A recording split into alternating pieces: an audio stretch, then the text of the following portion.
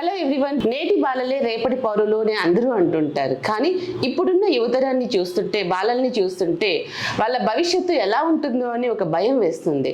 So అసలు లాక్డౌన్కి ముందు, లాక్డౌన్కి తర్వాత మన పిల్లల్లో వచ్చినటువంటి మార్పులు ఏంటి, సోషల్ మీడియా ద్వారా ఇన్ఫ్లుయెన్స్ అయిన మన పిల్లల భవిష్యత్తు గురించి. ఇప్పుడు పిల్లలు ఫోన్ వాడచ్చు అనేది, వాడాలి, అవసరం కూడా ఉంటుంది.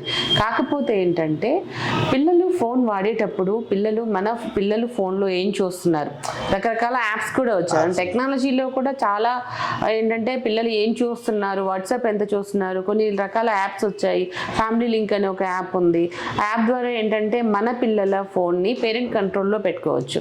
పేరెంట్ కంట్రోల్లో పెట్టుకొని దాన్ని ఇప్పుడు 9 తర్వాత ఫోన్ చూడకూడదంటే 9 o'clockకి ఫోను ఆటోమేటిక్గా లాక్ అయిపోతుంది. మళ్ళీ మార్నింగ్ 7కి కానీ 8కి కానీ ఓపెన్ అవుతుంది. అంతేకాకుండా మన పిల్లలు వాట్సాప్ చూస్తున్నారా, ఇన్స్టాగ్రామ్ చూస్తున్నారా, లేదనంటే యూట్యూబ్లో కానీ లేకపోతే ఇంకా వేరే సైట్స్లో కానీ ఏం చూస్తున్నారు, ఏం లాగిన్ అవుతున్నారు అనేది కూడా దాంట్లో మనం చూసుకోవచ్చు. ఇంకోటి వాట్సాప్ అవసరం ఉంది, ఏదైనా ఫ్రెండ్స్కి నోట్స్ కానీ ఏదైనా పంపించుకుంటారు అంటే లిమిట్ పెట్టచ్చు. అంటే రోజుకి ఒక 20 minutes 1 hour మాత్రమే వాట్సాప్ వాడచ్చు.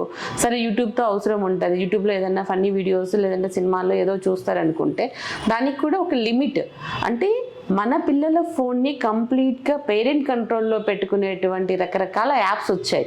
అంటే నేను మీకు ఎందుకు చెప్తున్నానంటే మీరు పేరెంట్స్కి కానీ ఎక్స్ప్లెయిన్ చేస్తే ఏంటంటే వాటి ద్వారా మన పిల్లల ఫోన్ ఇవ్వాలి, అవసరము, మనము వేరే ఊరు వెళ్తాము, పిల్లడు ఎక్కడికి వెళ్ళాడు, ఇంట్లో ఉన్నాడా లేదా, నేను పలానా చోటు టైంకి వస్తానని చెప్పుకోవడానికి మనం ఫోన్ పెడతాం పిల్లల దగ్గర. కానీ మన పిల్లల ఫోన్ ఎంతవరకు వాడాలి, కేవలం అవుట్ గోయింగ్ లేకుండా ఇన్కమింగ్ ఏ కాల్ వచ్చినా లిఫ్ట్ చేయడానికి సెట్ చేయొచ్చు. అట్లా రకరకాల యాప్స్ ఉన్నప్పుడు వాటిని కూడా పేరెంట్స్కి కూడా మీరు ఎక్స్ప్లెయిన్ చేస్తే అవసరమైన మేరకు మాత్రమే టెక్నాలజీని పిల్లలు వాడుకొని వాళ్ళ భవిష్యత్తుకి కావాల్సిన నాలెడ్జ్ కానీ ఇన్ఫర్మేషన్ కానీ తెలుసుకోవచ్చు. అంతకు మించి టీనేజ్ పిల్లలు ఎక్కువ చేస్తే ఏంటంటే ఎడిక్షన్ అవుతుంది. ఉన్నారంటే ఎదుటి వాళ్ళ బలహీనతను వాడుకోవడానికి అందరూ రెడీగా ఉన్నారు. కానీ టీనేజ్ పిల్లలకి ఏమీ తెలియదు. ఎవరు ఏం చెప్తే అదే నిజం అనుకుంటారు. ఎవరు ఏం చెప్పినా అది వాళ్ళు చూపించే ప్రేమ అది నిజమా అబద్ధమా అన్న ఆలోచన శక్తి వాళ్ళకి లేదు. కాబట్టి మన పిల్లలు మన ఇంట్లో ఉన్నప్పుడు వాళ్ళకి ఏం కావాలి, వాళ్ళు హోటల్కి వెళ్ళి ఫుడ్ తినాలనుకుంటారు. నిజమే, మన దగ్గర డబ్బులు ఉండవు, తినిపించడానికి రోజు కావాలి, అది కావాలి, ఇది కావాలి అని అంటే నిజమే ఉండవు. కానీ మన పిల్లలకి మనం తినిపించకపోతే వేరే వాళ్ళు దాన్ని ఆసరాగా తీసుకొని వాళ్ళని మన నుంచి దూరం చేయడమే కాదు, వాళ్ళ భవిష్యత్తు నుంచి కూడా వాళ్ళని దూరం చేసే అవకాశం ఉంది.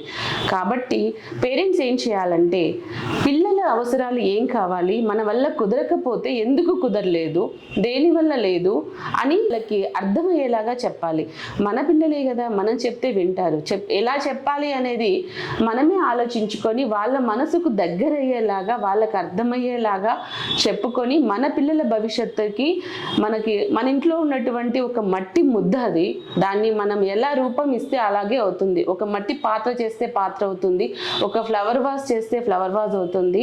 అదే మట్టితో మనం ఒక భవనాన్ని కడితే అది ఎంతో మందికి నీడనిస్తుంది. సో మన పిల్లలు ఎక్కడ ఉండాలి, ఏం చేయాలి, ఎలా ఉండాలి అని డిసైడ్ చేసే పేరెంట్స్కి మనకు మాత్రమే ఉంది.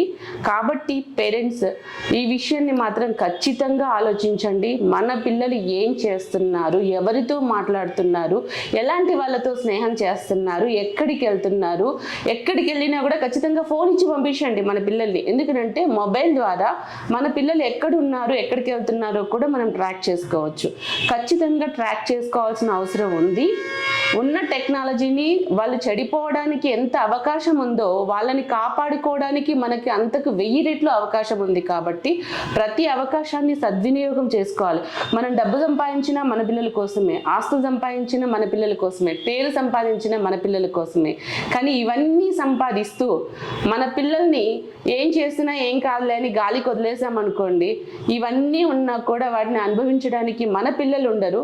కాబట్టి మన పిల్లల గురించి జాగ్రత్త జాగ్రత్తగా ఆలోచించుకోండి.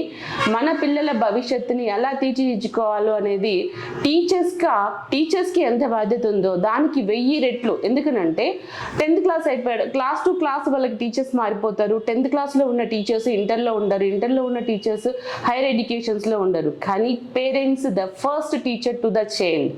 సో చిన్నప్పటి నుంచి తినిపించడం, నడిపించడం అన్నీ మనమే నేర్చినప్పుడు బ్రతకడం మనమే నేర్పించాలి, పోరాడడం మనమే నేర్పించాలి, భవిష్యత్తుకి పునాదులు వేసుకోవడం కూడా మనమే నేర్పించాలి. దగ్గరుండి ప్రతి రాయిని వాళ్ళ చేత వేయించి భవిష్యత్తు కోసం మన పిల్లల కోసం ఎన్నో చేస్తాం. కానీ ఈ ఒక్క విషయంలో మాత్రం నెగ్లిజెన్సీ అస్సలు పనికిరాదు. సో ఎంత నెగ్లెక్ట్గా ఉన్నామో మన పిల్లల భవిష్యత్తుని అంత నాశనం చేసిన వాళ్ళం అవుతాము.